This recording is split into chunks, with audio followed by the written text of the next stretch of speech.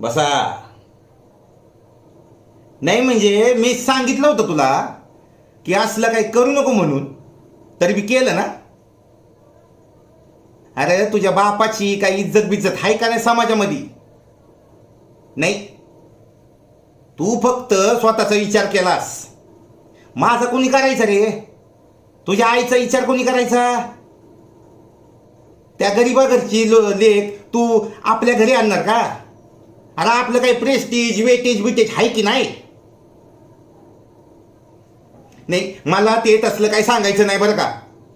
मी एकदा नाही म्हटलं म्हणजे नाही. हा. अरे तुम्ही आत्ताची पोरं प्रेमामध्ये काय काय करताय तुम्ही? आमच्या वेळी कसं होतं? हा,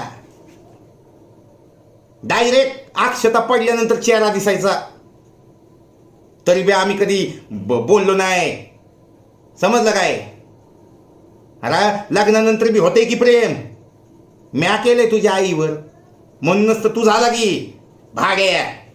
हा, तुझ्या आईला जाऊन विचार. हे बघ हे बघ हे बघ हे बघ, तू असलं मला काही सांगत बसू नको. बाबा माझं लय प्रेम आहे, असं आहे तसं आहे, हे असलं काही सांगायचं नाही बाबा. ते प्रेम घाल चुलीत. हे बघ माझ्या मित्राची पोर आहे, समजलं? 25 एकर जमीन आहे, गाडी आहे, बंगला आहे, सोनं नाणं सगळं येतानाच घेऊन येईल ती. कसं पाहिजे आपल्या लेवलला पाहिजे. हा, तेच करायचं. जे सांगितलंय तेवढंच करायचं. नाहीतर बघ म्या आहे आणि तू आहे.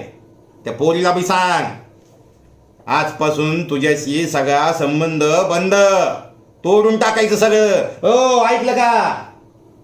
याला डोक्यावर बसून ठेवलंय तुम्ही. हा, तुम्हाला सांगित होतो, पण बरं झालं पोरग झालं.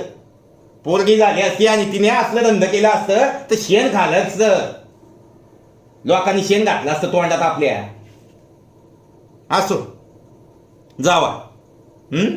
जेवढं सांगितलंय तेवढं लक्षात ठेवा, नाहीतर गाठ माझ्याशी आहे.